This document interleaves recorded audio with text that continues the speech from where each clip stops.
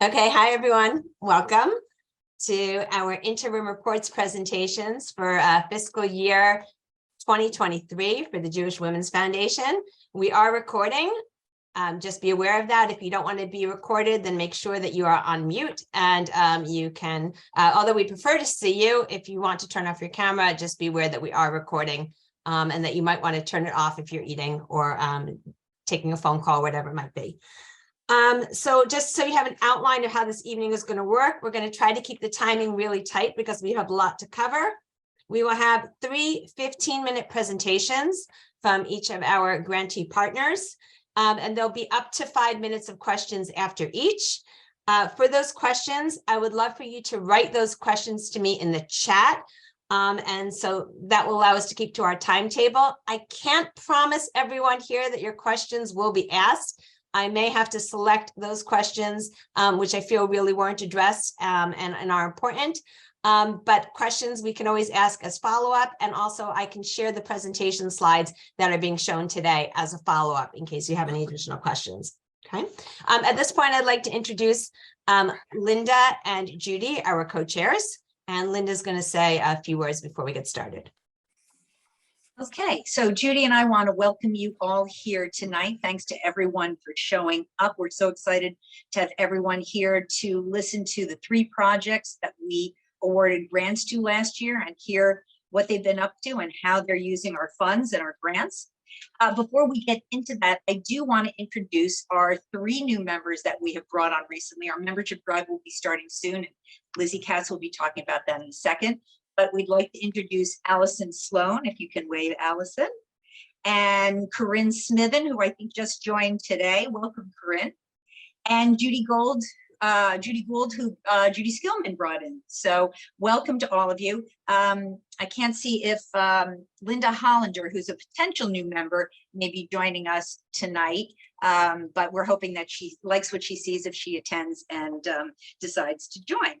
So tonight's meeting will be a presentation to us. Usually most of our meetings are very interactive. There's some social elements, but tonight it's all about listening to 3 nonprofits who are here to present tonight. And before I do that, I just want to turn it over real quick to Lizzie Katz. Lizzie and Betty Murphy are our membership chairs, and our membership drive will be starting in February, but any day is a good day to bring in a new woman member to Jewish Women's Foundation. So we're thrilled to have Lizzie and all the hard work she's been doing. And Lizzie, if you'd like to just chat about that for a minute or 2. Sure. Hi, everybody. My name is Liz Katz, and I am one of the co-chairs of the JWF membership, along with Betty Murphy, who is traveling right now somewhere fabulous.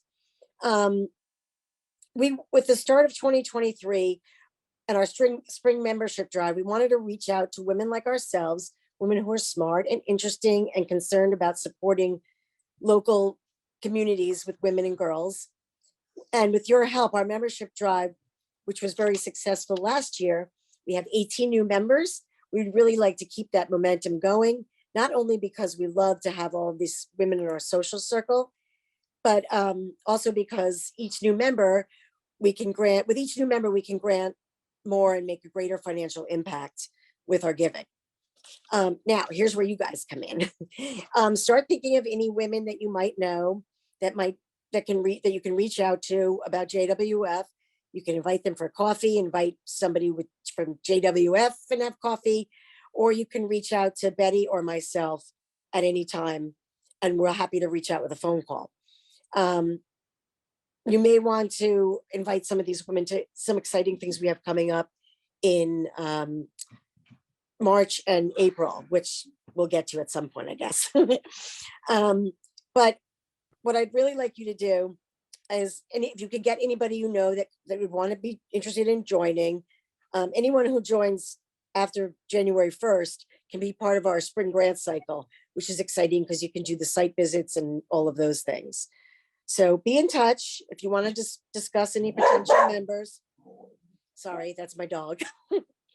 But we're excited to be working with all you new people too. Thank you. Thank you, Lizzie.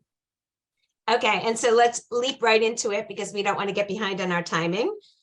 We have representatives from Planned Parenthood of Metropolitan New Jersey, PPNJ. I think most of them have labeled themselves, so if you are in a gallery review, you'll be able to see who they are. And they will be speaking about the proposal that they are now enacting, the Teen Links in School Sexual Health Education. Jessica, you're on. Great, thank you so much, everyone. I'm going to go ahead and share my screen. So I'm not sure, did I give you that right? If not, I will share from me. I should be able to. Okay, there we go. Great. Great. Okay, my name is Jess Proleski. I'm the Director of Education at PPMNJ, and I'll be presenting tonight.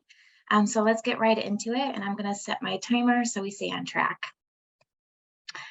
So to briefly describe our work of our organization, I went ahead and provided our mission statement.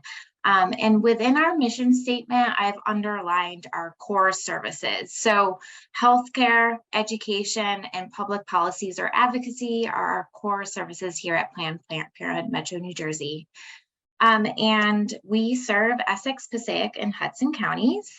And within those counties, we have our 5 health centers, in which we offer high quality, affordable healthcare, and we serve all people, no matter your sex, gender, religion, race, economic, social classes. We offer services for all people. And just to provide a quick summary of what Teen Links is, it's a peer education internship for high school students. It focuses on positive youth development, peer education, advocacy, and digital impact, and the program runs from October to March. Within the internship, Teen Links complete over 30 hours of training in sexuality education. They facilitate sexual education workshops to their peers. They participate in tabling and community outreach. They create social media posts for awareness days and months. And they work together in small groups on a digital project, which is a health campaign. And for our brief anecdote that we're sharing, it's actually a quote from our Teen Link. And so the question that she answered was basically, how has Teen Links training been compared to your training or your sex ed, either in school or at home or online? And I'm gonna go ahead and read it out loud because it's a little lengthy. So she wrote, I believe Teen Links training has been much more informative and interactive than the sex ed I previously received at schools. There was so much that I thought I knew, but the facilitators have introduced me into another world of sexual or reproductive health that I was not aware of. At home, the topic of sexual health is non-existent, which baffles me since everyone in my household is in the medical field. So they must understand the importance of proper sexual education. I have tried to ask my mother when I was younger and I was immediately dismissed. So I'm glad I was able to have my question answered here. This was a very safe space to be open to learning more and sharing, and I'm very appreciative of this opportunity. We decided to share this quote that demonstrates the impact for a couple reasons. The first, she mentioned kind of opening up a new world of sexual and reproductive health that she wasn't aware of. And that really captures what comprehensive sex ed is. It's a broad range of topics that covers things like healthy relationships and consent, self-esteem and body image, internet safety. And so the fact that we were able to kind of fill in the gaps that maybe a school or a parent couldn't provide is really impactful. Another thing I just want to mention is, as a sex educator, creating safe spaces is extremely important to us. It not only allows information to get absorbed because there's discussions and opportunity to share, but we're able to answer questions. I just wanted to share a couple photos too on this slide of some of our Teen Links. The left photo, there's a teen working on a new laptop that we were able to purchase because of your funds. This portion of the presentation is really informational, so I'm going to kind of breeze through it, but I'm happy to go back to it if there are any questions. So what are our measurable objectives? So the first thing that we wanted to do was create a partnership with 5 Newark-based schools. We were initially able to get 4 on board. One school did have to drop out because the students that they referred for the TeenLink internship didn't attend the training, which is required. So we have 3 Newark-based schools that we partnered with. Our goal was to recruit 7 female students. We initially recruited 6. 1 did have to drop out recently, so we have currently 5 female students. We wanted to be able to reach at least 550 girls and women through those peer education workshops. We're now halfway through the internship, so we're at approximately 200 girls and women. We expect this number to go up quite a bit because we have a lot planned in the next 2 months. We then want to increase their sexual health knowledge in addition to their presentation skills and confidence. And that was done through the summer training. They attended 30 hours of summer training, and then they are also gaining their confidence through presenting in those workshops. Continuing on to measure our measurable objectives. So number 5 was to increase their knowledge about the influence and impact of media. So 6 female TeenLinks attended a training on social media influences, specifically with like body image and self-esteem. And then 5 female TeenLinks have been creating successful, accurate, health-related social media posts. So they're really critically thinking about, how do I get this information out there that's creative and innovative, but also accurate. Number 6 was to create at least 1 project that uses a digital platform or media to present to their peers. This December deadline, we pushed back a little just to give the teens a little more time to work on their project. So we pushed it until February, but their project topics have been confirmed. They're currently working on it. And then in March, they'll be able to share that online.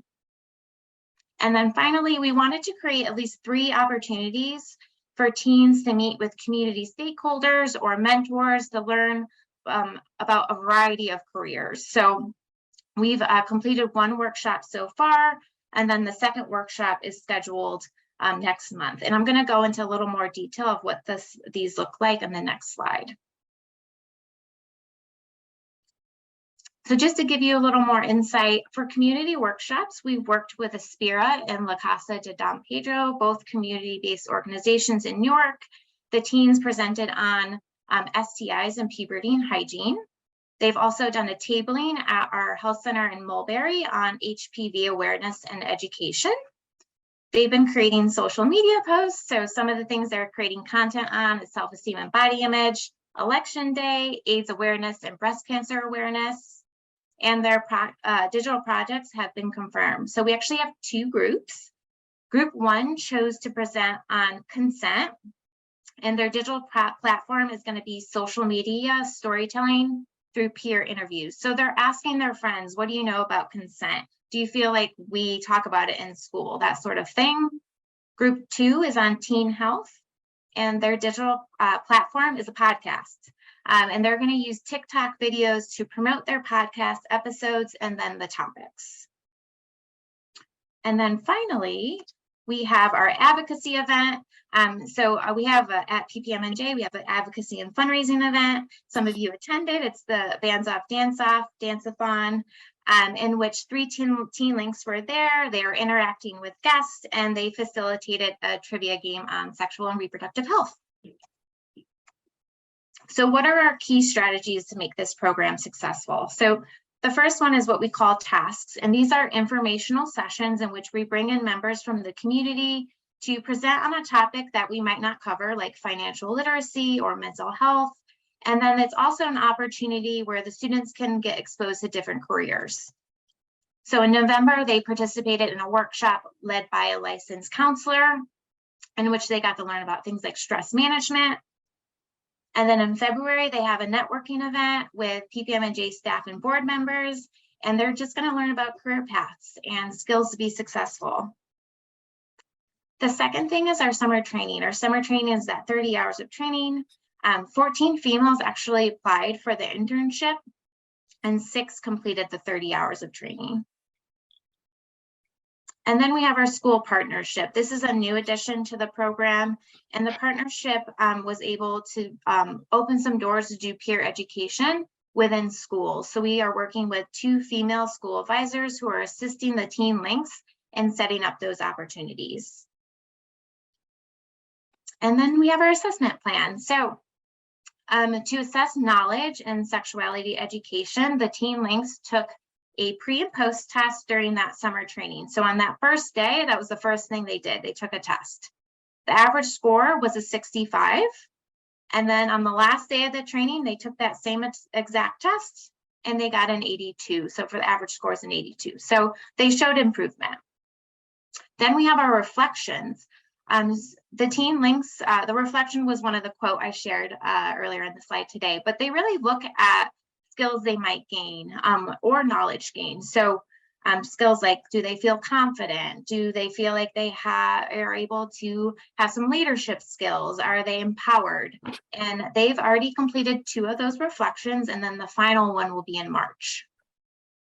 And finally, we have our tracking system. So we have a spreadsheet that keeps track of the number of workshops they do, our community partners, the number of participants we reach, workshop topics.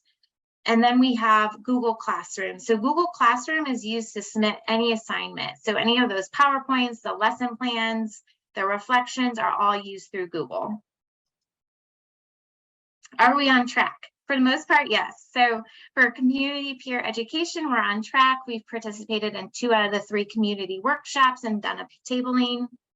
The school peer ed is a little delayed. It was recommended that some of the Teen Links get in a workshop before the end of the year. Advisors said it was really hard to do with the holiday break, so they're working on doing that now. Our tasks are on track. So like I mentioned before, the second networking event is scheduled in the beginning of February, and their digital project is on track. So the topics and platforms have been confirmed. They're currently doing their community engagement and peer interviews. And by February next month, they'll be completed and be ready to be shared by March. And then we have our Teen Life Conference. So the Teen Life Conference is an opportunity where high school students can come. It's an educational opportunity where we do like breakout sessions, but the Teen Links are involved in the conference. So they're actually going to present and showcase their digital projects at the very end. So the event location is booked. We're going to be having it at Rutgers Newark. It's going to be on March 31st. Our agendas are finalized. So we have a panel discussion and then our breakout sessions. Okay, and now the budget. So just a small note, Teen Links does not receive any revenue for the peer education that they do in the community. And there are a few changes within the budget that we did not anticipate.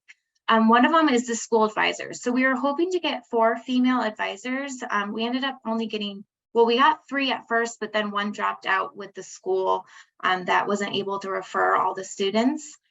So we currently have 2 advisors. Another thing that was unexpected was the travel fund. So just teens this year are not using as many bus tickets as they've done in the past.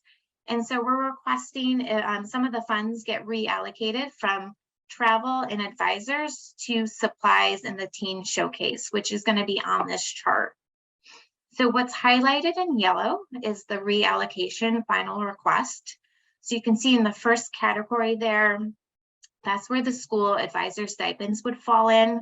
So there's 1,200 missing from that initial 15,400. And then the yellow is the new request. So we're just requesting that 1,200 of it goes down to option 1, which is the teen showcase. And that's going to provide just a little more funds to get equipment for the teens to create a professional presentation. The next one is the travel. And we're requesting that remaining 900 just get shifted down to supplies. And the supplies will be able, are going towards really their digital project. So we're getting things like podcasting supplies, lights, video editing equipment, and that sort of thing. And that is actually everything.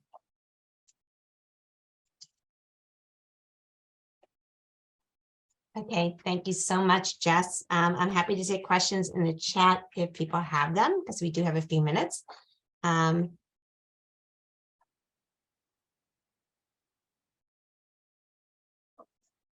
Okay, great. So I have a question, which was actually the same as another question that was submitted. So you had mentioned that the number of volunteers, I don't think volunteers, I think we're talking about the school partnerships and the advisors was below the target number. So I think we'd love to know what you learned from this, since this was a new component of the program for Teen Links, and how you might think about it differently in the future. So what were some of the barriers for that?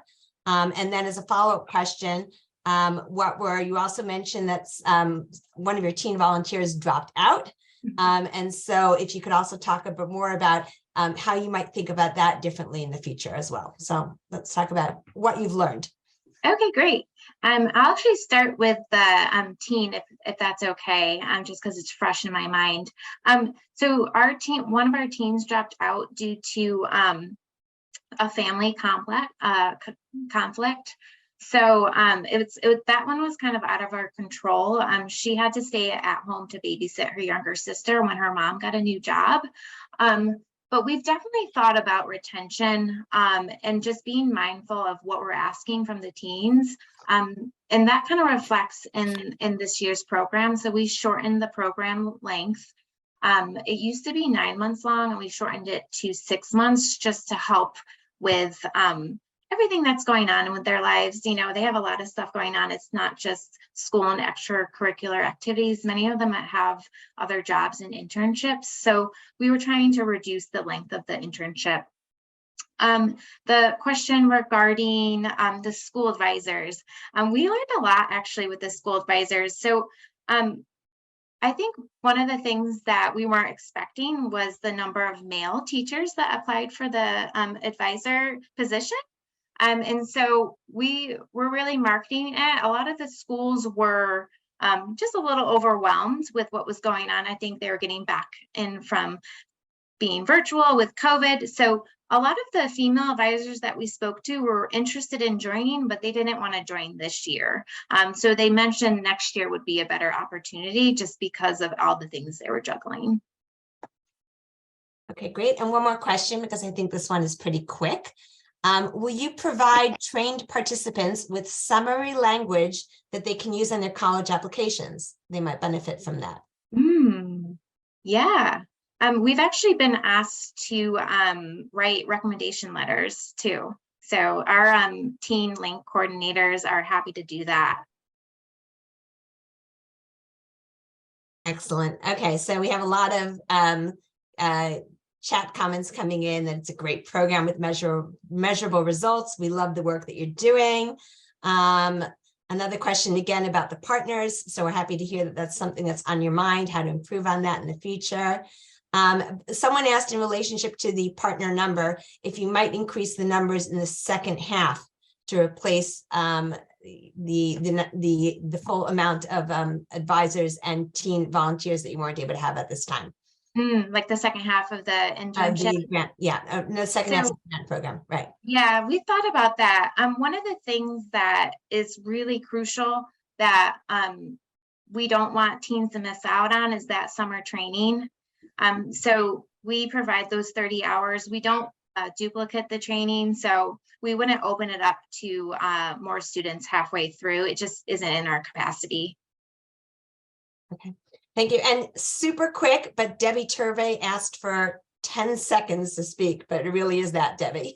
It really is just 10 seconds. I just wanted to say I've recently joined the board and I'm so happy to see Jessica, Roz, and Marcia here, and so proud to be on their board, and so happy for all of us to see our partnership and what they're doing with this money, because they do amazing, amazing work. So thank you. Thanks.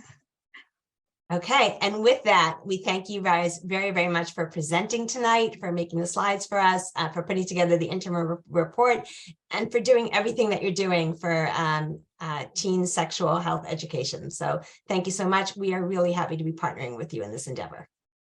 Okay. Thank you so much. We so appreciate it.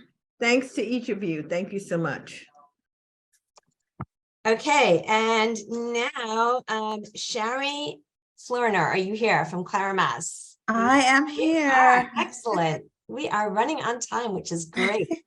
Okay, so the next program that we're going to be speaking about is Clara Maz Medical Center's The Safe House at Clara Maz Kitchen Upgrades.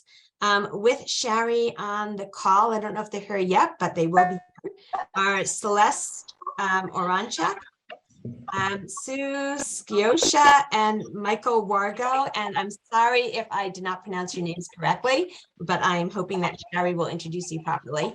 And Shari, are you going to screen share your slides, or would you like me to? I could oh, yeah, I could try and Have the screen share. capability, so if you'd like to, you might. Yeah, I could do that. Let me make sure I'm on the first slide.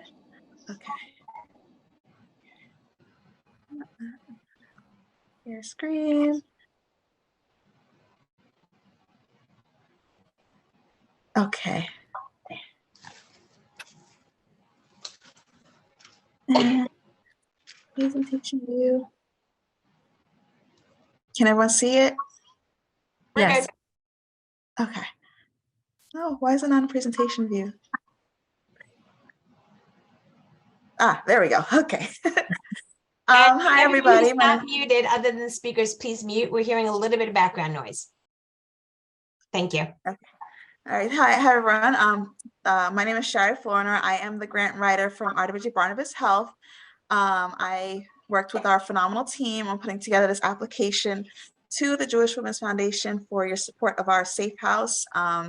We are beyond thankful for your support. I'm not going to steal the thunder from my team because we're ready to present to you guys. So without further ado, I'll introduce Celeste Oranchak, who is the Vice President for Development at Clara Maz Medical Center. Sue Scioscia, who is the Program Manager for the Safe House at Clara Maz Medical Center, and my AVP, Michael Wargo from the Corporate and Foundation Relations team. And with that, I will let Celeste begin. Thank you very much, Shari, and good evening, Pam and Linda and the Grants Committee and all of the trustees of the Jewish Women's Foundation. Thank you very much for hosting us this evening. We are very delighted and we are very grateful to be here. We deeply appreciate your exceptional generous award for the kitchen at our safe house. Your award will have a very significant impact on our residents and their families for years and years to come. Your grant is important, it's meaningful, and on behalf of our residents and their families, I thank you. The first slide is some general information about Clara Maz Medical Center. We are an acute care hospital in Belleville, New Jersey. We belong to the RWJBH system, that's the Robert Wood Johnson Barnabas Health System, which is the largest in the state of New Jersey. We are very privileged to serve a largely diverse and underserved community. Our patient demographic, by and large, is uninsured or underinsured. They face social determinants of health issues in terms of staying well and staying healthy because of where they live, what their access to food is, their ability to access transportation and medication. So here at Clara Maz, as we do with the entire system, we take care of the whole person. That's the way we keep people healthy. What is really critical for us as well is the word access. And when we say we like to provide, we work to provide unfettered access to every patient who comes through our door. That means it's not just that we provide signs that are bilingual or translators. No, we want to provide our patients with the most cutting edge equipment, the most advanced technology, so they have the same access to the best medical care that others who live in more resource-rich areas may have access to. The Safe House at Clara Maz Medical Center is really quite a special place, and we all feel very strongly about it. The Safe House provides at no cost to our residents housing, medical treatment, childcare, career counseling, emotional support, and so much more for adults and children. These family-focused services are available for all of Essex County, and the Safe House, affiliated with Claramas Medical Center, is the county's only emergency shelter. To summarize our project, Sherry, can we just go back to the capsule summary? Thank you so much. So Sue will speak a little bit about the approach that she and her team take with our residents, large and small. We have a lot of children in the Safe House, and Sue and her team really do extraordinary work in their sensitivity, their approach to destigmatize, to not re-traumatize our patients. And the kitchen at the Safe House, first of all, was in great repair. And so it will get the uplift that it needs in terms of upgrades and renovation because of your generosity. We could not have taken this project on without the very important support and investment from the Jewish Women's Foundation. But very importantly, the kitchen serves as a hub for most people of memories that are created with your mom or your parents or a grandma, and creating wonderful, grateful memories in a kitchen with creating cultural food, little snacks, what have you. So the kitchen, while it was in great need of upgrades, great need of upgrades, also from an experiential point of view, the moms and their children will be able to create some powerful memories in that kitchen. That was a big goal of this project as well. Sue, I believe you're going to talk about the next slide, the project impacts. Yeah. So first and foremost, the Safe House is a confidential location that is providing first and foremost a safe environment for victims of domestic violence. As Celeste said, the kitchen is the hub of our shelter, and because it's communal living, people gather there, and it needs to be a comfortable and safe space, and inviting. And it hasn't been inviting. It was in need of great repairs. Just to give you an idea of the numbers that we provide services to, in 2022, we provided safe shelter for 157 women and 146 children. That's in the shelter itself. We also provided, I believe it was 114 women and 96 children in hotels. We're still providing services in hotels because the numbers are so, they've increased so much. The stay has also increased. We were 30, 60-day shelter, and we found within the past year, people are staying longer. People are staying 90 days and sometimes even a little longer due to the lack of affordable housing. There's just no affordable housing out there. That's one of our biggest issues. So while they're in a safe, secure environment, and they have access to our services, which are counseling. We have groups. We have, we do breakfast with them once a month. We do dinners with them once a month. We haven't had that connection with the pandemic, but we're hoping this kitchen brings us back together as the pandemic eases up a little bit. And like I said, it just needs to be a safe and supportive environment. And this new kitchen is going to help provide us that.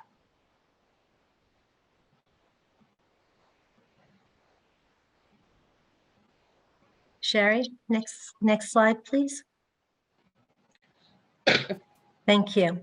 So in terms of our going about upgrading our kitchen functionality, You know, we at Clara Moss, we're a not-for-profit hospital, and we're very diligent in terms of our purchasing processes. So we did send bids to 3 contractors. Initially, our budget, we estimated to be $50,000, but we wound up with a bid for $49,650 for the equipment, the appliances, the finishes, the materials that are needed. So we kept the budget nice and tight. As the slide says, our upgrades do include these new appliances: updated cabinetry, paint, window treatments, installation of a coffee station, and more. It was so wonderful, the opportunity that the Jewish Women's Foundation afforded us, and that was that Sue and her team, because she's very intimate with what is needed, certainly more intimate than any contractor would know or appreciate.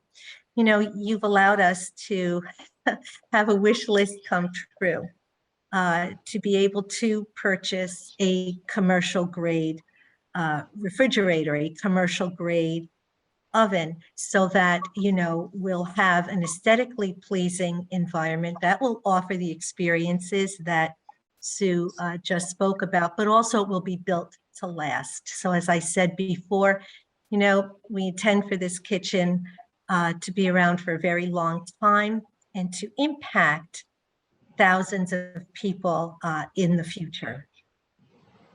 The benefits of the materials and the appliances that we've chosen they are less bulky, they are more aesthetically pleasing in that regard, plus we can fit more in the space, so it just works better. A good efficient use of the space, this improved functionality, more energy efficiency. Excuse me, I think something popped up. Okay. And enhance safety. The upgrades will provide increased space and an aesthetically pleasing environment, again, because we want our residents and their children to experience a very comfortable hub at the shelter. The next slide actually does address the project timeline. I think there was a question in the chat about that. So the planning and preparation, the completion is slated to be February 17th. So this timeline shows the planning and preparation period of time. What preceded that was the collection of bids, was the choosing of the finishes and the equipment and the appliances. And we worked very, very hard to make sure that we could deliver what we needed to as quickly as we could, even though there were supply chain disruptions. A temporary kitchen was put in place while the demolition was taking place in the kitchen that is being replaced. We still needed to have a temporary kitchen so that our residents could eat, and then the new kitchen and the closet renovation is currently taking place with the anticipated completion date of February 17th of this year. We are also in the process of modernizing and renovating the restrooms on that 3rd floor, and thereby we're also expanding our residential space by relocating the administrative office to a different floor. There were a number of trustees who visited us at the site visit, and you may recall the safe house is located on the 3rd floor of a specific building. That 3rd floor had these resident rooms and also administrative rooms.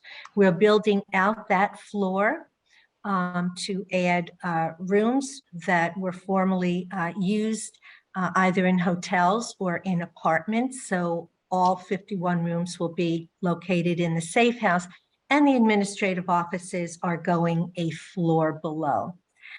We were able to do this with the assistance of additional philanthropic donations.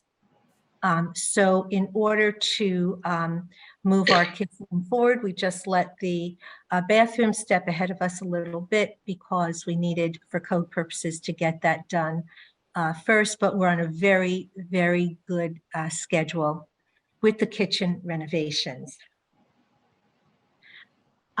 We are on track with the proposed budget, and I am really very happy to let you know that I did share with a donor the really magnanimous support from the Jewish Women's Foundation, and she did match that gift.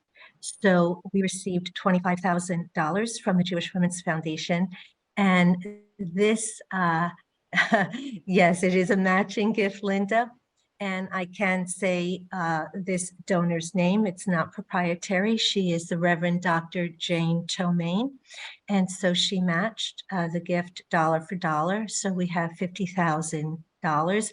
Additionally, Sue received a gift, a $40,000 gift that was from the Ann Allen Citrino donor advised fund, and that is used for upgrading the community room, the resource room, and the playroom.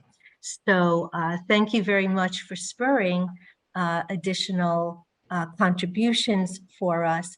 And as we do speak with other potential funders for the Safe House, please know that we will be talking about the Jewish Women's Foundation and your wonderful investment with us.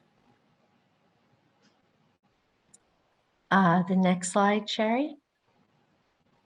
So we are very, very grateful to the Jewish Women's Foundation. Our missions really are very powerfully aligned in terms of what we work arduously every single day to achieve with women and girls. And in recognition of your generosity, we are very, very happy when the work is completed to install a plaque in recognition of your support. And I have a feeling that will spur additional support too when others have seen it. As I said before, you know, you have created for us a wonderful opportunity in renovating this kitchen. We could not have undertaken the project without you. And again, on behalf of our residents, large and small, because we have a lot of little ones, we thank you, we thank you, we thank you. Thank you all for your presentation. I have one quick question before we move on Sure. from the trustees. So many of us have lived in construction zones before. And the question was, how are you keeping children safe since there's many children in the facility? And what does your temporary kitchen actually look like? How it's being used? Sue? So the contractors made a makeshift kitchen in the laundry room. It's amazing what they did. The stove is in there in the laundry room, and they put a makeshift sink in there, and we moved all the pots and pans and dishes and all the supplies over into the laundry room. We have a big pantry in there where we kept all the supplies and everything, and it's working. It's amazing. I didn't think it was going to be possible. It's a little smaller because there's a freezer in there, a refrigerator, and then there's a refrigerator outside of the laundry room. So we're a little cramped, but it's working. So far, it's working. We also supply food, 3 times a week too. So they don't have to cook. We have meals for them. So. And I had a few other questions about the facility in general and how it works. But unfortunately, we don't have time for them right now, and they're kind of outside the scope of this project. So with your permission, I may send you some email questions that were asked afterwards, okay? Allison, your question, you should send it to me by email, please, okay? Okay, thank you so much from Clara Maz, the Safe House, for being here tonight and for presenting. Okay. Yes, and now it's time for us to move on to our next project. Again, thank you all for being here with us. Thank you, Pam. Thank you very, very much. Okay, and you're welcome to stay on, by the way, or you're welcome to leave. Same with Planned Parenthood. I know that some of you are still on the call. That's up to you. If you want to hear more about the projects that JWF has been partnering with, then feel free to stay on. Okay. And so now we move on to our last grantee of the evening. She wins. And presenting today is the director, Dorian Murray Thomas. Thanks, Pam, and good evening, everyone. Hi, Linda. Hi, everyone. It's so good to see you all. I know tonight has been a marathon, so thank you all just for being a part of this evening, and what an incredible presentation I was able just to get the tail end of. Question for you, Dorian, Pam. do you want me to screen share for you, or do you want to do it on your own? I was going to say, yeah, let me know what you prefer. You could screen share, and then whatever, what's your preference? Either works. I'm happy to do whatever works for you. I have yours called up if you want it. Okay, so let's go for it. All right. Awesome. Really happy tonight to actually have two of our She Wins scholars who will be joining us in a few moments. One, I think they're already on, Sasha and Nyla, but in a couple moments, you'll be able to hear directly for them as we talk a little bit about our work at She Wins that is made possible because of the incredible support of the Jewish Women's Foundation. And we're just really privileged to be in space with you all tonight. And so as you can see, we'll talk a little bit about our organization, who we are, what we do, the particular project that we're focusing on this evening, and with JWF, which is the SELF program, which is an inaugural program of which the JWF is our primary funder. So we're really excited about that. And then you'll get to hear directly from some students and learn a little bit about, where we're going, and some other, questions. Hopefully we'll have time for discussion. So as you click to the next slide, you'll see our mission statement, which is to really create a pipeline of college, career, and community-ready young women leaders by ensuring that young women who are most exposed to risk are best prepared for success. This starts really because of my own story of being a young person from the city of Newark, New Jersey, where my life was really, really normal until it wasn't. My mom was a public school teacher. My father was an immigrant to this country and became a small business owner. And our lives changed one day when he was on his way to pay my school tuition and was robbed and killed 2 blocks from our house.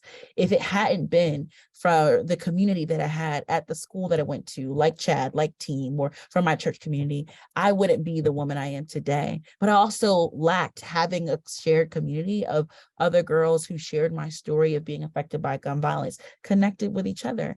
And so I created She Wins so that other girls who were affected by violence in the city didn't feel like they have to be alone, and will be able to use their stories to create change. And what we found is that the girls in our organization, though most of them come for a particular reason, we end up finding that girls from various backgrounds and stories want to be a part of this program and a part of our mission because of 3 universal truths that we stand by. And if you click to the next slide, you'll see that our 3 core values here at She Wins are sisterhood, their service, and self-actualization. You could go back 2 more actually, right there, perfect. And so sisterhood, making sure that young women are connected to each other, service, make sure they're connected to their community, and self-actualization, make sure they're connected to the deepest, most powerful parts of themselves so that they can thrive. Our program model has 3 core tenets. We have a summer leadership academy that we've been running every summer since the summer of 2015 when I was 19 years old, which is the age of some of the girls in our program now, just insane to think about, who came with us at 12, 11. From our year-round after-school programs, wellness retreats, college tours, and a host of other programming and services that we offer the young women. And then, of course, the SELF program, which is our She Wins Emerging Leadership Fellows, which is a program that is a targeted leadership development program specifically for juniors, seniors, and college students so that they are even more prepared for college, career, and community.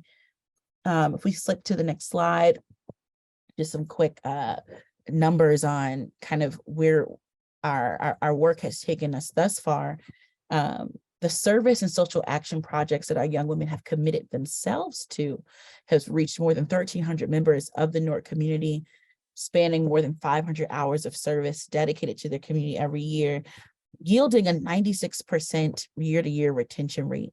So the young people who are in our organization come back, and they come back, as you'll see in just a few moments after hearing from Sasha and Nyla, and they serve as young women leaders within the organization so that they are serving as peer mentors and giving back to others. Spanning, of course, at this point, more than 30 plus schools.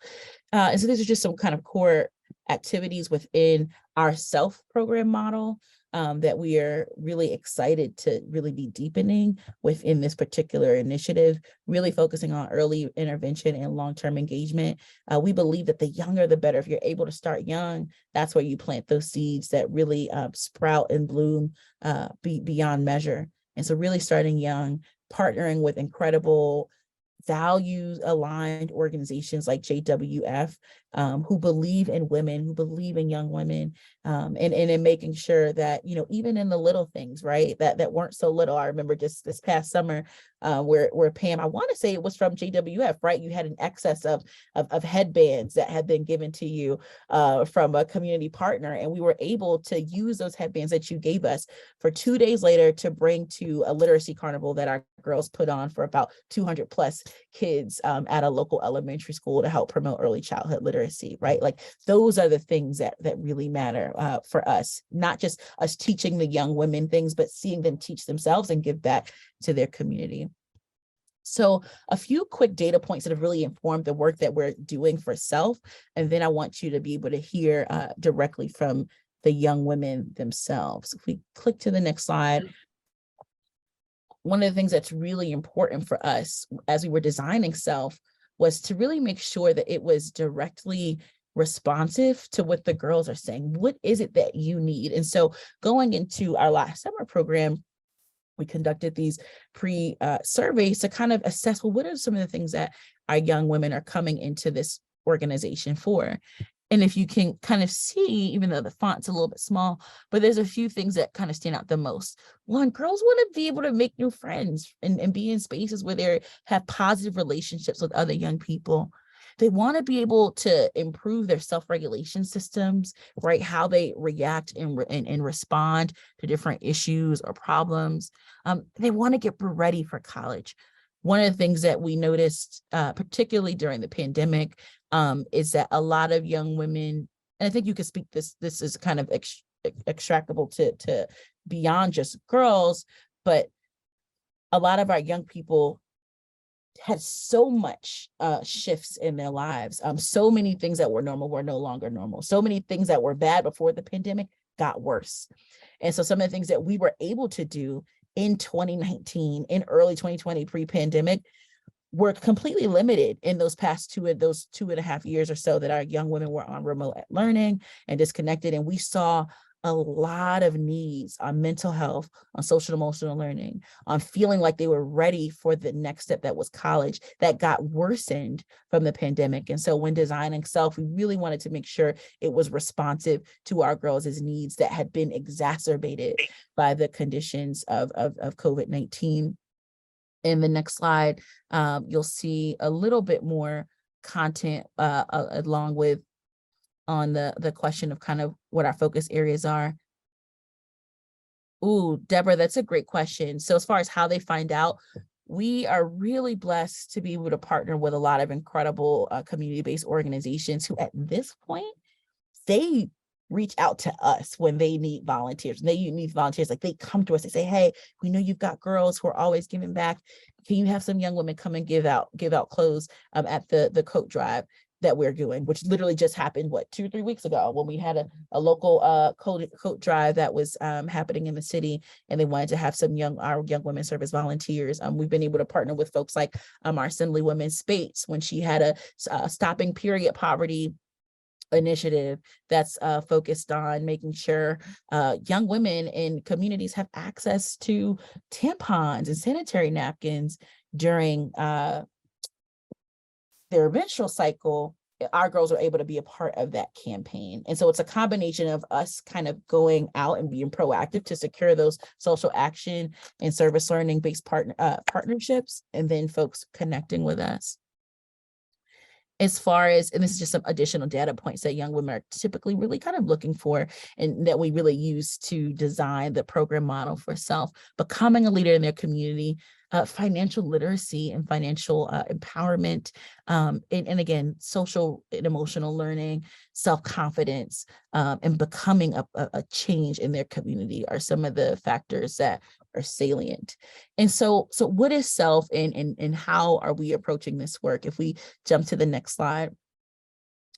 So our goal for self is to really increase our students' access to career pathways by securing them access to mentorship and externship experiences in careers of interest to them. We believe that while it is not impossible to be what you can't see, it's very difficult. And so for young folks who are not always exposed to what it means to, be in the career of interest to them, we believe that through self, and allowing our young people see other possible selves, anything is possible.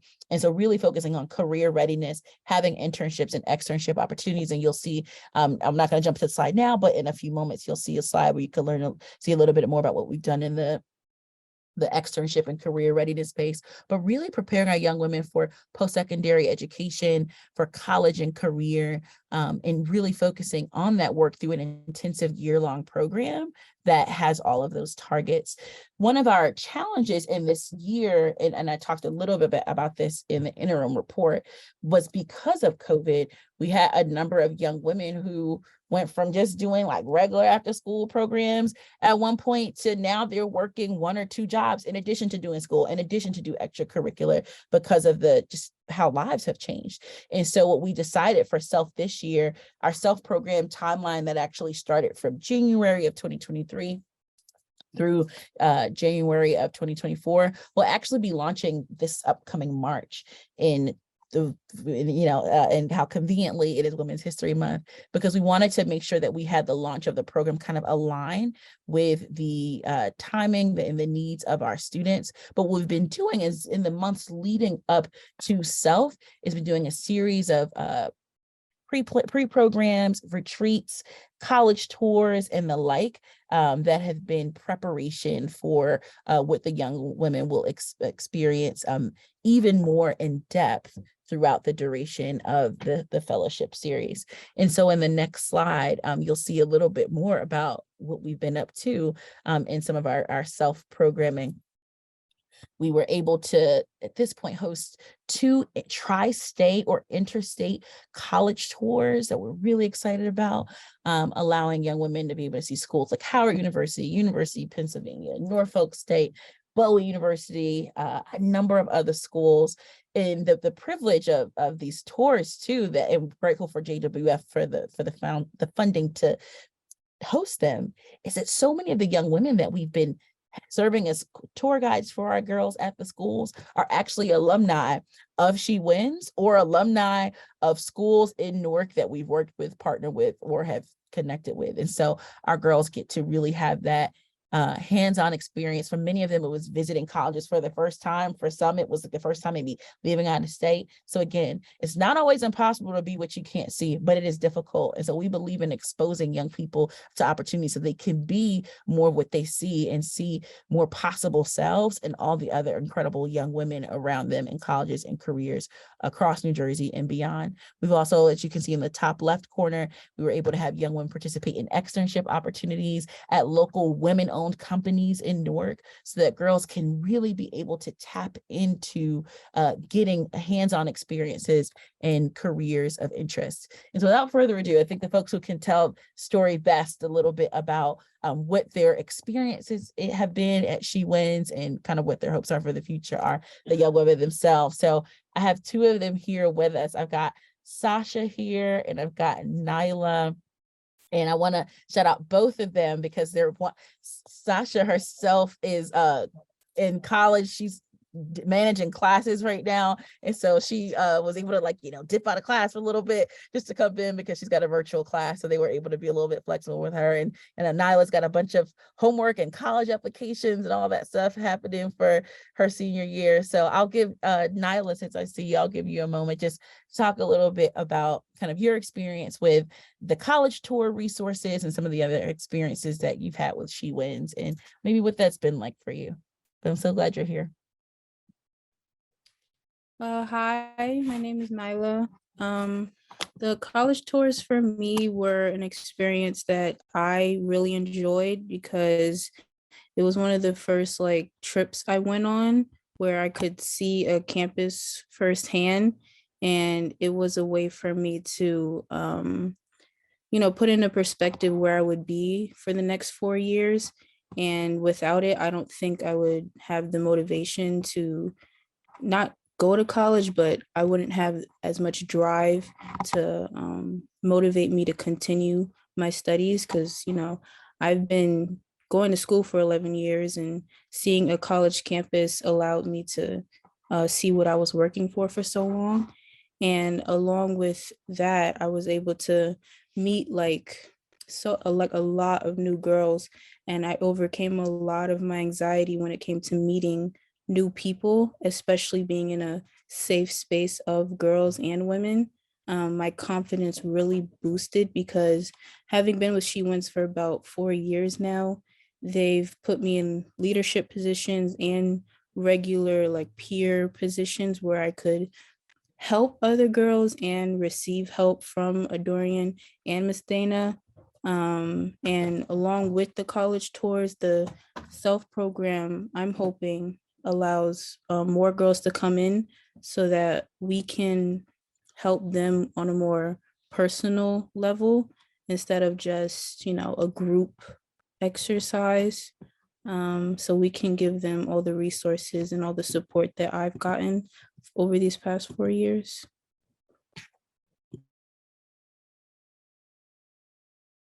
Awesome. Thanks, Nyla. Thank you, thank you, thank you. Also, Nyla, unrelated, super cool wall. I feel like you've got all the coolest things up there. And I feel like I haven't seen your wall since COVID. So I'm loving this. Love it, love it, love it. Well, thanks, Nyla. Thanks so much. I don't know, Pam, do you want questions for the young women, or I know time is of the essence. So you let me know. I think, unfortunately, really unfortunately, that we're out of time. Your presentation also had some really wonderful photos in it. So I'm going to make sure to be sharing that presentation tomorrow.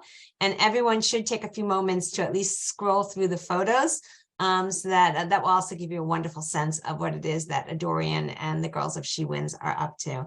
And thank you so much for bringing yourself and some of the girls from your program to join us here tonight, Adorian. We're really thankful for your time. Okay. And again, any further questions that we didn't get asked tonight, you can feel free to send me via email and I'll do my best to get them answered for you. Okay. Okay, so moving along, we need a few moments with Judy. Judy, you can unmute yourself. I'm off mute. How is everybody? I'm coming to you from California, but it's it was 4:30 when we started, so it's not like I have to stay up late.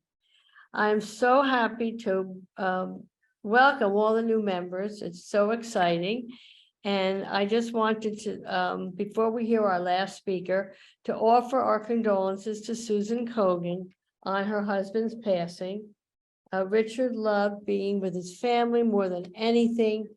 Professionally, he was the CEO and president of Sharing Plow, where he was employed for 20 years. He also served on the board of trustees of RWJ Barnabas Health and was a life trustee of New York University. For those who would like to offer brief condolences, you can stay on the Zoom for a few minutes after our final presenter to speak with Susan. Susan, how about give me a little wave? There she is. Okay. And now I think we'll move on. Okay, thank you, Judy. I'll make sure to announce that again at the end so that people don't forget that if they want to stay on afterwards to have a brief moment with Susan, we'll make that possible. Okay, and our last speaker of the evening is not a grantee, but I'm going to introduce his name. It's Kevin Callahan. But as for what he does as the Newark Philanthropic Liaison, I'm going to let Kevin explain what that means to us. And he's going to be giving us an update on housing in Newark and also on employment in Newark with a focus on women. So we are really happy that Kevin is joining us tonight because these are issues that are important for us to understand completely since we are beginning to get our grant applications in for our spring grant cycle. And many of them involve some of the issues that we're about to be speaking about. Thank you, Kevin. Sure. So thank you, Pam, and thank you to all of you for having me this evening and the opportunity to speak. Pam, should I pull up my presentation, or what is the best way? Up to you. I have it up, but if you have it ready, then okay, then I will screen share it. Okay, sure. Thank you. So I did put together a little bit of a presentation, but just to give everyone, you can go to the next slide. Just to give everyone a little bit of a sense of who I am and what my role is in Newark. I work under the Council of New Jersey Grantmakers, which is a membership organization for foundations across the state of New Jersey.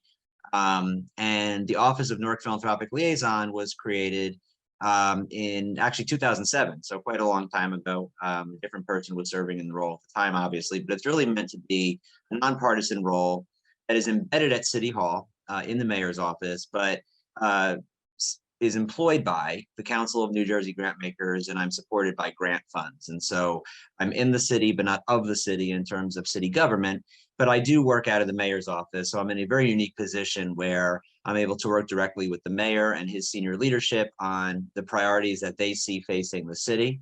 But I also am able to do that from a lens of also understanding what the foundation community is looking at and prioritizing, and ideally really making matches between those two very important communities. So as we have here, I work a lot to connect our stakeholders, to convene our funders and philanthropy and our funder groups around issues that are pressing, and then ideally leverage resources. So really find opportunities to combine public and private resources and find opportunities for public and private partnerships.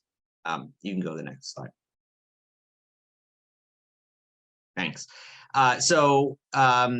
And this one's actually fine. You could probably skip the last one. This one's actually probably fine. So Newark obviously is a city on the move, and I'm sure most of you have heard about that in a number of ways. And we have a very dynamic mayor who is now entering his third term. Newark's redevelopment is really at historic levels. We are seeing some incredible headway made, in terms of some of the chronic issues that have faced the city, whether it's crime or public health or other issues. And so these are really the priorities that we lay out for our foundation community and really for everyone. So these are the mayor's, what he calls his Newark forward values: an empowered city, a safer city, an educated city, an equitable city, and a collaborative city. And this is really the framework through which he governs and leads the city of Newark. And this is really the way we frame how we speak to public and private partners. And I think that last piece is very important, the collaborative city, because Mayor Baraka has led with collaboration. He says often that the best work that we do in the city is work that is collaborative. So he works very closely with our university partners, our corporate partners, foundations, and others through my role and other members of the team to really make sure that everybody in Newark is coming together around some common values for where they want to see the city in the next 5-10 years. And so one of the things that we've really settled on, because we have this incredible amount of interest and excitement about Newark, and really a lot of development happening in the city, billions of dollars of development that we're seeing that really was not even slowed down by COVID, but really just has continued, is we're really grappling with how to build a more equitable city, meaning that the longtime residents that have lived in Newark, frankly, through a lot of the lean times in the city, are able to stay and really benefit from this incredible development that we're seeing from new housing, new apartments, new home ownership opportunities, and Newark really becoming a destination where people really want to live. And so we're really kind of threading this needle. And so I was just going to talk to you tonight for a little while about some of our challenges and how we're going about facing them. And you can go to the next slide. So just quick framing. Obviously, still some pretty large challenges that we're facing with our residents in Newark, that our residents in Newark are facing. You know, starting with New Jersey, right? Not even Newark, but starting with New Jersey. New Jersey actually has one of the highest racial wealth gaps in the nation, and you see the numbers there. It's probably not surprising to most people that we see this incredible level of of wealth being mostly in the hands of white residents in New Jersey. And so we've really been grappling with multiple ways that we can really address this. There's a couple other big challenges in the city.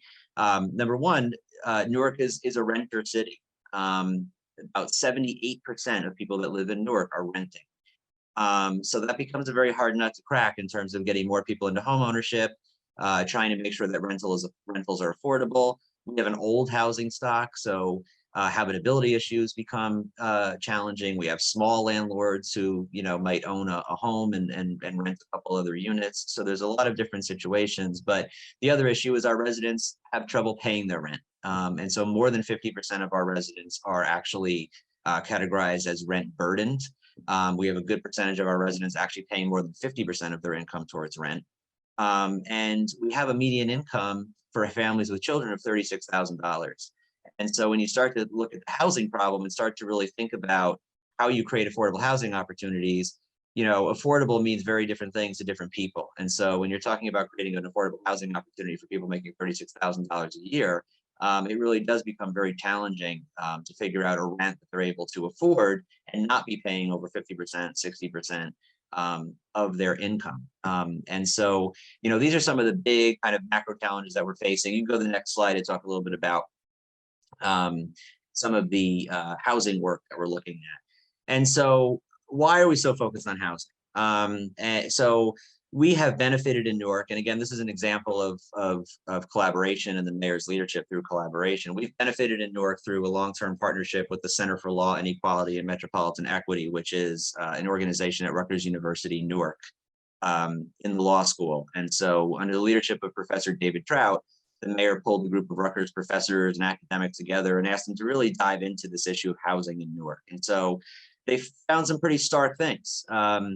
In a first study that you see about rent, really was that grounding information about just how many of our residents are facing rising rents, even as income as a whole went down.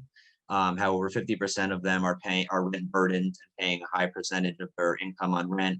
And that eviction filings are through the roof in Essex County, with a lot of those cases coming out of Newark. A lot of direct action was taken from that report, and I can talk a little bit about that later. In 2021, this other report came out called Homes Beyond Reach. And that found that, and I missed a number there, but it's 16,242, I think, or something like that. But basically over 16,000 units would be needed to make sure that every resident in the city actually had an affordable unit. And again, when I said affordable depends on who you talk to, we mean really affordable in Newark. So if you're looking at the average median income that I showed you earlier, an affordable rent for these Newark residents would actually be $750 a month, which, as we know, you can't find. And so it takes a lot of public-private partnership. It takes a lot of blending of public and private money. It takes a lot of creativity to be able to create housing opportunities for people where they can afford it, at the level of their income. And then the most recent report is Who Owns Newark? And this was really a jarring report because it really showed that, everybody kind of knows now that Newark is a hot place to buy real estate. The transit lines, the areas around the transit lines are really building up. A lot of new housing, a lot of new apartments, a lot of new luxury apartments. Corporate developers, LLCs know that and see that. And so what they're doing is they're coming in and they're buying up a lot of land really quickly. And the problem with that is it's going to box our residents out. Because what they're going to do is, in many cases, they're going to take those houses, they might rehabilitate them, rent them for market rate, which we know from the previous studies that many of our residents are not able to pay.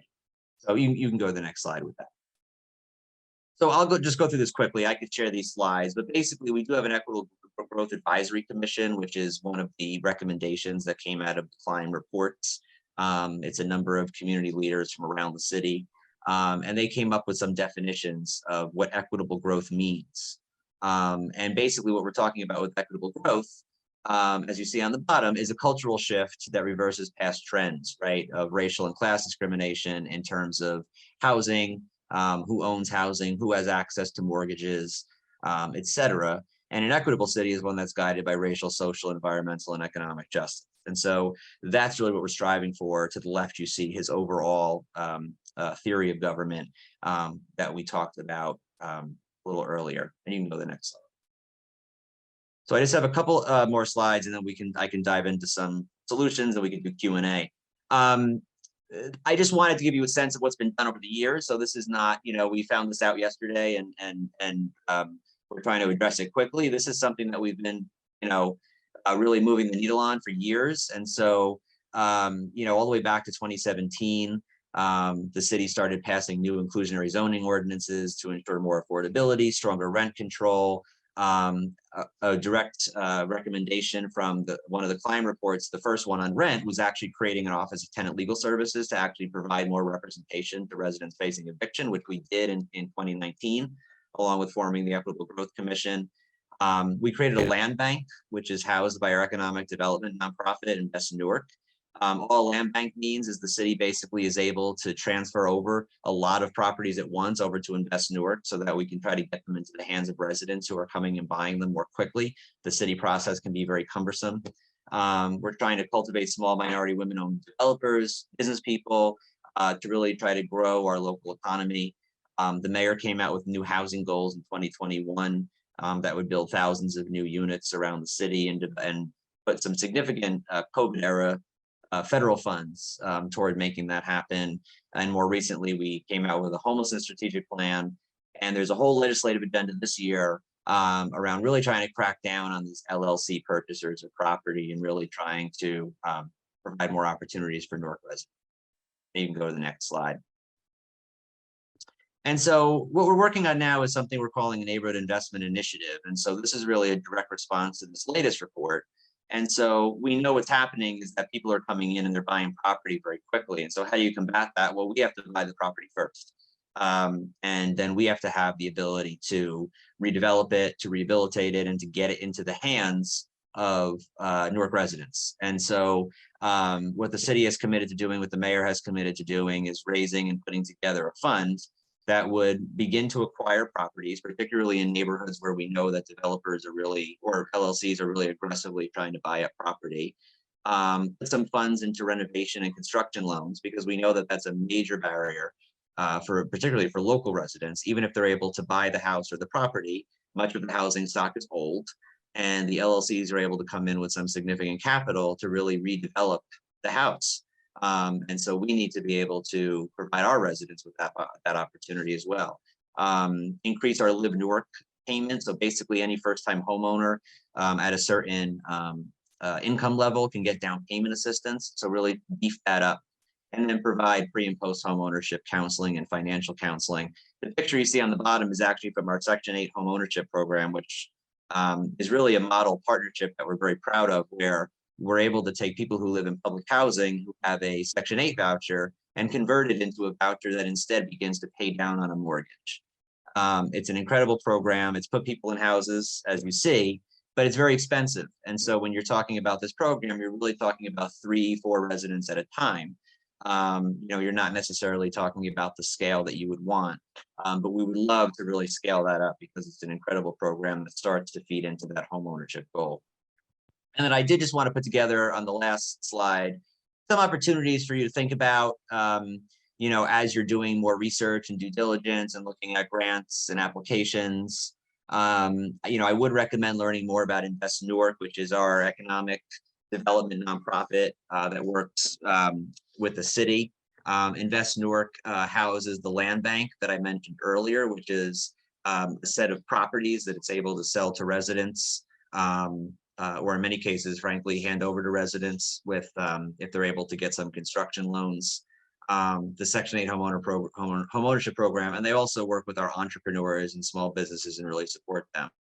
Another thing we're really trying to do is support our local entrepreneurs and small business people. I would definitely recommend learning more about the women-owned business landscape in Newark. I sent Pam some links that hopefully she can send you in follow-up. But we do have lists of women-owned businesses. We have some between Invest Newark, between this Rutgers Center for Women in Business. There are opportunities to directly support female entrepreneurs who actually are a pretty big percentage of our small business entrepreneurs in the city. We have a lot of Black women who are incredible in leading businesses. One stat that we do know, though, is that just like the wage gap, we know that Black businesses struggle in terms of the amount of capital that they have and what they're making every year. And so there are still challenges there. I said, touching on employment, I think that, if you look at Newark's unemployment number, it's pretty good. It's similar to, to a lot of what we see in the country where unemployment is relatively low. And the administration has done a lot of work encouraging our local institutions to hire more Newarkers, really encouraging them to train Newarkers and to look to Newark first to source. The mayor has really prioritized telling everybody you need to hire in Newark before you hire anywhere else if you're doing business in Newark. But I think that upskilling and really looking at training programs that can help people get to the next level of income or a more steady income, because what we see is people are working, but they're not making enough money. They're not making enough money to really take care of themselves and their families and not live in situations where they're burdened. And then finally, there are loans, microloans. We have a Grameen America in Newark. There are other opportunities. So I just wanted to start to throw out some ideas, some things that you might want to really start looking at as you're looking to support women in the city, whether it's home ownership, small business, upskilling, whatever it might be. But I'll stop there, and I'm happy to take any questions that anybody might have, and appreciate all of you having me tonight. And while women are writing into the chat with their questions, Kevin, I will mention that in one of our presentations earlier this evening, we heard from the Clara Maz Safe House, and they were talking about the fact that women and their children are staying with them for longer periods than they used to because they cannot find affordable housing. Yeah, so real problem. The presentation now answers to their presentation about why they're having more extended stays. Yep. And I will also add that we've gotten in around 20 LOIs so far for our spring grant cycle, which will close on receiving LOIs in a few days, but at least 3 of those are for financial literacy programs for women. Hopefully we'll be thinking more about this presentation as we read those LOIs and address those issues. Okay, let's see if there's any questions in the chat. JWF has supported Grameen. You mentioned Grameen before? Okay. Yeah, I have that. Yeah, I have that on the bottom as right for some microloans or loan opportunities. Yeah. Okay, that's good to know. That's that was great. before my time, so I also was not aware of that and didn't address it. A long time ago. But thank you for those of you who've been with JWF for a while for mentioning that. Appreciate it. Okay. Do we have any questions for Kevin? If not, then Kevin sent me a wealth of materials and website links, including a lot, as he mentioned, about women-owned businesses and employment in Newark, since he only just barely touched on that at the end of his talk and spoke more about housing. And so I'll be forwarding all those links to you tomorrow, again, along with this presentation, so that if questions do come up, we can get them answered for you at that time. Wait, one more chat. Great presentation. And yes, I got several comments individually that these statistics were really surprising, Kevin. So thank you for sharing them. I think it was really Yeah, and I positive think, you know, I mean, I think information like, tonight. you know, I never want to be a doom and gloom person. I mean, I just want to highlight like what incredible things are happening in Newark every day and the incredible people that I get to work with every day. And we just have some of the most dynamic female leaders in this city, including small business women. So we have the right people in place. We just need some support when it comes to this access to capital issue. Well, what I want to say is that, you know, despite the statistics that you shared about housing and, you know, what a terrible situation we're in for, you're in for home ownership. I love the fact that Mayor Baraka really has set wheels in motion over the past number of years already with programs in place to ameliorate that issue. And so Yeah, thank you for the work that you're doing for that. But it looks like we are, that Newark is on the right path. So Definitely. We think so. Yeah. okay, thank you very much for being with us, Kevin. Okay. Thank you, everyone. So at this point, in a moment, I'll close our meeting, but I just wanted to remind the women of JWF that anyone who wants to stay after, that Susan Kogan will be staying after for a few minutes, so that if you didn't have a chance to visit her in her Shiva house or to speak with her and want a moment to chat with her, she will be available. Pam, if I could just say real quickly that I want to thank you for your organizational skills in once again putting together what I think has been one of the best meetings we've had at JWF in my experience. The presentations by the three agencies were tremendous, so well organized, and all the work that you put into on process has really paid off in having a very effective, efficient, incredibly moving meeting. And the speaker at the end, Kevin, was fantastic. So I've learned so much tonight, and I want to give you a lot of credit for helping streamline this. Linda, and there's a lot more to learn because again, we only touched on 3/4 of each of the presentations. So look out for an email from me tomorrow or the next day that will shed more light on all of these topics. Okay. All right. Thank you so much. For those of you who want to log off, this is your opportunity. For those of you who are staying on, we will speak with Susan in a minute or two.